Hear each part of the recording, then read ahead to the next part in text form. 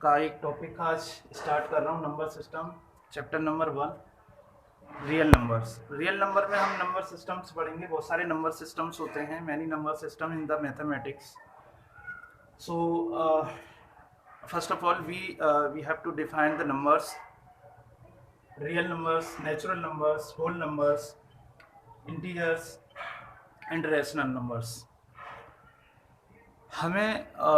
बच्चों हमें इन नंबर्स के बारे में पहले हमें नॉलेज होनी चाहिए, क्योंकि हमारे जो क्वेश्चंस आते हैं वो इसी बेस्ड पर होते हैं। अगर हमें बेसिक कॉन्सेप्ट क्लियर नहीं होगा तो हम आगे क्वेश्चंस को कर तो लेंगे, लेकिन उसके कॉन्सेप्ट को सही तरीके से अंडरस्टैंड नहीं कर पाएंगे। तो हम यहाँ पर स्टडी करेंगे real numbers. What is a real numbers? जैसे हम एक डेफिनेशन लेते हैं कि रियल नंबर कौन सा होता है, कि जो हम ग्राफ ड्रॉ करते हैं, ग्राफ में हम एक्स एक्सिस लेते हैं, एक्स एक्सिस के ऊपर जब भी हम कोई भी पॉइंट ड्रॉ करते हैं तो वो एक रियल नंबर होता है। वो आपका कुछ भी हो सकता है। तो रियल नंबर हमारे पूरे रियल नंबर्स हमारे पूरे नंबर्स हो गए, ठीक है। तो इसमें पॉइंट वाले भी नंबर्स आएंगे, यानी डेसिमल्स डिजिट वाले भी आएंगे। तो इस तरीके से हम एक लाइन के ऊपर जिन नंबर्स को ड्रॉ कर सकते हैं वो हमारे रियल नंबर्स होते हैं। सेकंड है हमारा नेचुरल नंबर। नेचुरल नंबर कौन से होते हैं? जो हम काउंटिंग में यूज़ करते हैं। जैसे हम किसी भी चीज़ की हम काउंटिंग करना चाहते हैं, we want to counting anything, तो उसमें क्या है, कुछ हमारे नंबर्स यूज होंगे, जैसे 1 2 3 4। तो हम जब भी काउंटिंग की बात करें तो हम जीरो से स्टार्ट नहीं करते हैं, क्योंकि हम जीरो काउंटिंग लेते ही नहीं है। हम स्टार्ट करते हैं 1। हम जब भी हम किसी चीज़ को काउंट कर रहे हैं तो वो नंबर्स में होगी 1 2 3 4। जीरो हम नहीं कह सकते, जब कोई चीज़ नहीं होगी तो हम जीरो बोलते हैं। तो यहाँ पे हम क्या है, all counting numbers start from 1 to infinite, 1 2 3 4 5 infinite. ये हमारे नेचुरल नंबर्स कहलाते हैं। अगर हम अब आते हैं हम होल नंबर पर। होल नंबर में क्या होता है कि जो जितने भी हमारे काउंटिंग नंबर्स हैं, यानी हमारे नेचुरल नंबर्स में हम जीरो को जब इंक्लूड करते हैं तो हमारे पूर्ण यानी होल नंबर्स बन जाते हैं। हिंदी में इसे पूर्ण नंबर्स बोलते हैं, पूर्ण। तो होल नंबर क्या हो गए हमारे, जीरो से स्टार्ट हुए प्लस नेचुरल नंबर हो गए, यानी जीरो प्लस नेचुरल नंबर अगर हम डिफाइन कर देते हैं तो वो हमारे कहलाएंगे होल नंबर्स। यानी होल नंबर में एक डिजिट एक्स्ट्रा आ रहा है, दैट इज द जीरो। फिर आते हैं हमारे इंटीजर नंबर।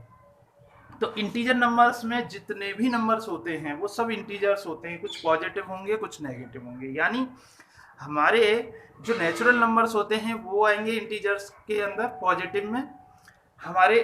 जो हमारे नेचुरल नंबर्स हैं उन्हीं का अगर हम नेगेटिव लेके चलते हैं तो वो हमारे आएंगे इसी नंबर में, ठीक है, इंटीजर नंबर्स में। और एक जीरो इंक्लूड करते हैं। तो हम जब भी हम ग्राफ स्टार्ट करते हैं, किसी में अगर हमें कोई ग्राफ ड्रॉ करना है तो हम एक लाइन, इस तरीके से एक लाइन ड्रॉ करते हैं। लाइन में हम जो हमारा जीरो पॉइंट होता है, that is the origin point. कोई भी अगर हमें मेजरमेंट करना है तो हम कहाँ से स्टार्ट करते हैं? जैसे मैं यहाँ पर खड़ा हुआ हूँ, अब मुझे किसी एक्स डायरेक्शन में जाना, वाई डायरेक्शन लेफ्ट में जाना है, राइट में जाना है, तो मैं कहाँ से काउंटिंग करूँगा? मैं यहाँ से जीरो, जिस पोजीशन पे मैं खड़ा हुआ हूँ तो वो मेरी जीरो पोजीशन होगी। अब मैं जिधर भी जाऊँगा तो वो मेरी डिस्टेंस कवर होती जाएगी। तो ये एक होती पॉजिटिव, और अगर नेगेटिव में जाते हैं एक्स एक्सिस में तो वो नेगेटिव होती है।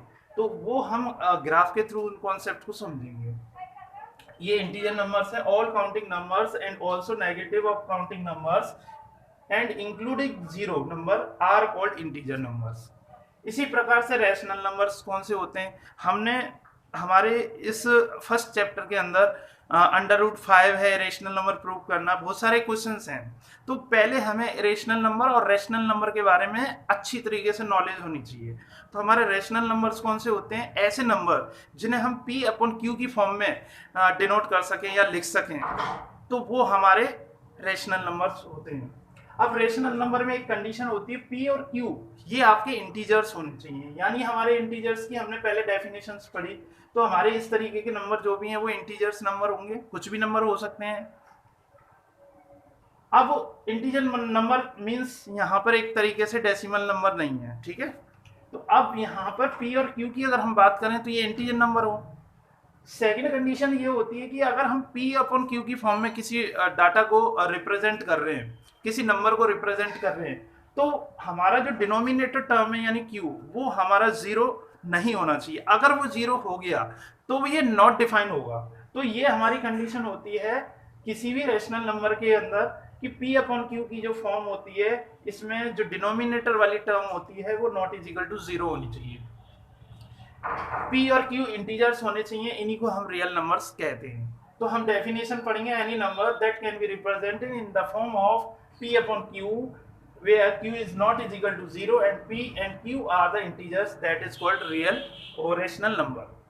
So examples यहाँ पे हम देख सकते हैं कि जो भी हम p अपॉन q की फॉर्म में हम लिखते हैं वो हमारे रेशनल नंबर्स होते हैं। लेकिन यहाँ पर एक अगर हम 2 लेते हैं 2 लेते हैं तो 2 क्या है?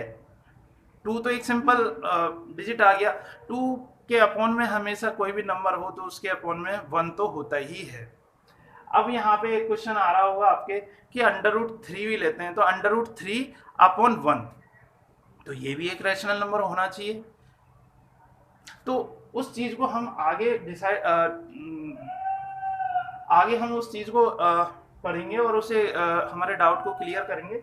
पर हम यहाँ पर जितने भी नंबर्स यहाँ में हमने पढ़े हैं, अब रेशनल नंबर्स को हम डिवाइड करेंगे टू पार्ट्स में, ठीक है।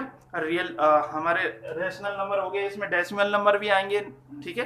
डेसिमल नंबर में आपके टर्मिनेट वाले होंगे, जो जैसे हमारा ये 5 है तो 5 का इसमें डिवाइड करेंगे तो एक पॉइंट पर जाकर के ये इसका डिवाइड पूरा हो जाएगा और वहां पे एंड पॉइंट आ जाएगा। जिसका एंड पॉइंट आ जाता है वो हमारे जो है फिक्स डिजिट हो जाते हैं एक तरीके से, तो वो हमारे टर्मिनेट हो गए। और जिसमें रिपीट हो रहा है, हो सकता है कि जैसे 1/3 है तो इसमें 0.3333 अप टू इनफाइनेट तक रिपीट हो रहा है, तो हम इसको क्या लिखेंगे? 0.3 का बार लिखेंगे, यानी 0.3 इसका ऊपर बार लिखेंगे। तो उस तरीके से वो आपका रिपीटिंग हो गया, नॉन टर्मिनेटिंग रिपीटिंग नंबर। तो इस कॉन्सेप्ट को हम नेक्स्ट अभी हम इसे और पढ़ेंगे, टर्मिनेटिंग और नॉन टर्मिनेटिंग किस तरीके से हम उनको यूज करते हैं, तभी हम रेशनल नंबर और इरेशनल नंबर में डिफरेंस कर पाएंगे।